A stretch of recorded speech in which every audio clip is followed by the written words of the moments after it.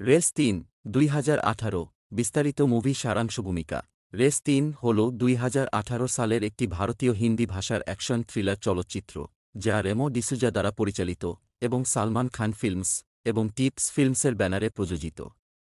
এটি রেস ফ্র্যাঞ্চাইজির তৃতীয় কিস্তি, যার আগে রেস ২০০৮ এবং রেস ২ ২০১৩ মুক্তি পেয়েছিল। চলচ্চিত্রটিতে সালমান খান, অনিল কাপুর, ববি দেওল, জ্যাকুলিন ফার্নান্ডেজ, ডেইজি শাহ এবং সাকিব সালিম গুরুত্বপূর্ণ ভূমিকায় অভিনয় করেছেন। উচ্চ octane action sequence, glamorous settings এবং প্লটে পূর্ণ টুইস্ট এবং টার্নের জন্য পরিচিত রেস ৩ ফ্র্যাঞ্চাইজির লিগ্যাসি চালিয়ে যাওয়ার চেষ্টা করে। তবে এটি সমালোচক এবং দর্শকদের কাছ থেকে মিশ্র পর্যালোচনা পেয়েছে। এর অ্যাকশনের জন্য প্রশংসা এবং জটিল প্লটের জন্য সমালোচনা করা হয়েছে। প্লট সারাংশ ১. সেটিং এবং ভূমিকা চলচ্চিত্রটি বিলাসিতা, অপরাধ এবং বিশ্বাসঘাতকতার জগতে সেট করা হয়েছে। এটি ধনী এবং শক্তিশালী সিংহ পরিবারের সাথে পরিচয় করিয়ে দেয়, যার নেতৃত্বে রয়েছেন শমশের সিংহ, অনিল কাপুর, একজন নিষ্ঠুর ব্যবসায়ী যার একটি অন্ধকার অতীত রয়েছে। শমশেরের দুটি সন্তান রয়েছে, সিকান্দার সিংহ, সালমান খান, তার দত্তকপুত্র, এবং সঞ্জনা সিংহ, ডেইজি শাহ, তার জৈবিক কন্যা। পরিবারটি অস্ত্র ব্যবসা, চোরাচালান এবং অন্যান্য অবৈধ কার্যকলাপে জড়িত একটি বিশ্বব্যাপী সাম্রাজ্য চালায়। তাদের অপরাধমূলক জীবনযাত্রা সত্ত্বেও পরিবারটি একটি ঘনিষ্ঠ বন্ধন ভাগ করে নেয়, শমশের সিকান্দারকে তার নিজের পুত্র হিসাবে বিবেচনা করে। ২. পরিবারের গতিশীলতা সিকান্দারকে একজন অনুগত এবং সুরক্ষামূলক পুত্র হিসাবে চিত্রিত করা হয় যিনি তার পরিবারের জন্য কিছু করতে প্রস্তুত। অন্যদিকে সঞ্জনা একজন দুর্দান্ত এবং স্বাধীন মহিলা যিনি তার বাবার প্রতি গভীরভাবে নিবেদিত।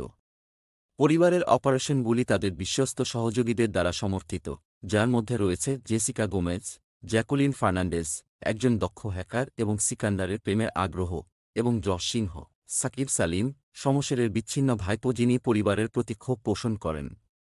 ৩. রানা এর আগমন গল্পটি একটি নাটকীয় মোড় নেয় যখন রানা, ববি দেওল এর সাথে পরিচয় করানো হয়, একজন রহস্যময় এবং প্রতিশোধপরায়ণ মানুষ যার শমশেরের বিরুদ্ধে ব্যক্তিগত ক্ষোভ রয়েছে। রানা সিংহ পরিবারের অপারেশনগুলিতে অনুপ্রবেশ করে, একটি সম্ভাব্য মিত্র হিসাবে ভান করে গোপনে তার প্রতিশোধের পরিকল্পনা করে। তার আগমন পরিবারের গতিশীলতাকে ব্যাহত করে এবং বিশ্বাসঘাতকতা এবং ক্ষমতা সংগ্রামের জন্য মঞ্চ স্থাপন করে। ৪. হেইস্ট এবং বিশ্বাসঘাতকতা কেন্দ্রীয় প্লটটি মূল্যবান অস্ত্রের একটি উচ্চস্টেক হেইস্টকে কেন্দ্র করে আবর্তিত হয়। শমশের সিকান্দার এবং সঞ্জনাকে অপারেশনটি নেতৃত্ব দেওয়ার জন্য নিয়োগ করে, কিন্তু গোপন এজেন্ডা এবং বিশ্বাসঘাতকতা প্রকাশিত হওয়ার সাথে সাথে পরিস্থিতি দ্রুত নিয়ন্ত্রণের বাইরে চলে যায়। রানা পরিস্থিতিটিকে পরিবারের সদস্যদের একে অপরের বিরুদ্ধে পরিণত করার জন্য হেরফের করে, তাদের দুর্বলতা এবং গোপনীয়তাগুলি শোষণ করে। ৫. টুইস্ট এবং টার্ন গল্পটি এগিয়ে যাওয়ার সাথে সাথে এটি প্রকাশিত হয় যে সিকান্দারের নিজস্ব উদ্দেশ্য রয়েছে এবং সে যতটা অনুগত বলে মনে হয় ততটা নয়। সে গোপনে শমশেরকে উৎখাত করতে এবং পরিবারের সাম্রাজ্যের নিয়ন্ত্রণ নিতে রানার সাথে সহযোগিতা করে। এদিকে জেসিকা এবং জোশেরও তাদের নিজস্ব গোপন এজেন্ডা রয়েছে, যা প্রতারণা এবং ডাবল ক্রসিংয়ের একটি জালের দিকে নিয়ে যায়। ৬. চূড়ান্ত সংঘর্ষ চলচ্চিত্রটি একটি বিস্ফোরক চূড়ান্ত পরিণতির দিকে এগিয়ে যায় যখন চরিত্রগুলি একাধিক তীব্র এবং অ্যাকশন প্যাকড সিকোয়েন্সে একে অপরের মুখোমুখি হয়। চূড়ান্ত সংঘর্ষটি একটি মরুভূমিতে ঘটে, যেখানে সিকান্দার, রানা এবং শমশের বুদ্ধি এবং শক্তির লড়াইয়ে মুখোমুখি হয়। চূড়ান্ত পরিণতিতে নাটকীয় প্রকাশ ঘটে, যার মধ্যে রয়েছে সিকান্দার এবং শমশেরের সম্পর্কের প্রকৃত প্রকৃতি এবং রানার প্রতিশোধের পিছনের কারণগুলি। ৭. ফলাফল শেষ পর্যন্ত সিকান্দার চূড়ান্ত বিজয়ী হিসাবে আবির্ভূত হয়, সবাইকে ছাড়িয়ে গেছে এবং পরিবারের সাম্রাজ্যের নিয়ন্ত্রণ নিয়েছে।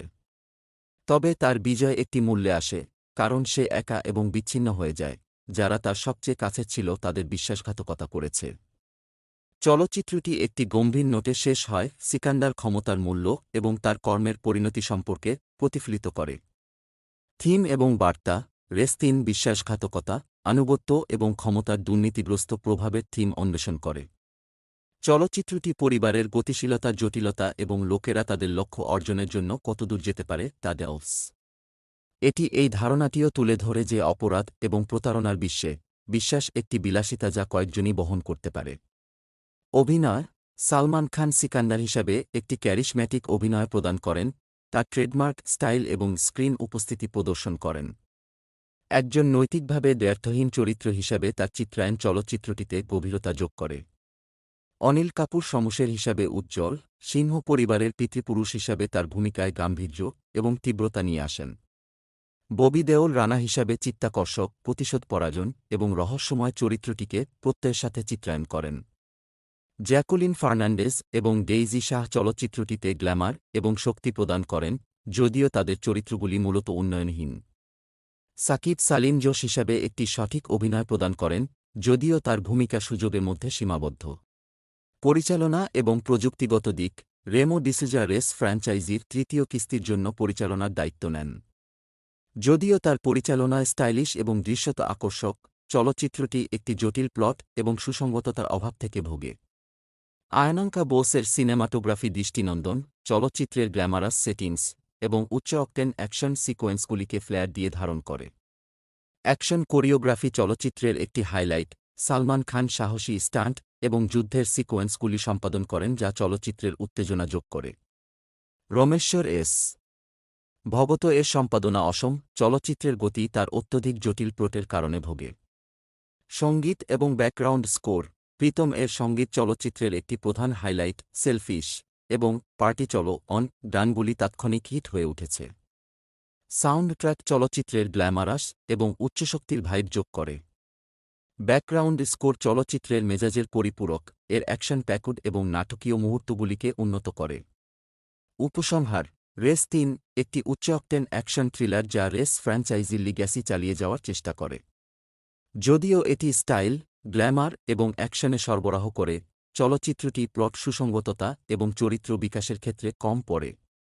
তার তারকাবহুল কাস্ট, রোমাঞ্চকর অ্যাকশন সিকোয়েন্স এবং স্মরণীয় সঙ্গীতের সাথে, রেস ৩ ফ্র্যাঞ্চাইজি এবং সালমান খানের ভক্তদের জন্য একটি বিনোদনমূলক ঘড়ি। তবে এটি তার পূর্বসূরিদের দ্বারা নির্ধারিত মানদণ্ড পূরণ করতে ব্যর্থ হয়, দর্শকদের একটি মিশ্র অভিজ্ঞতা রেখে।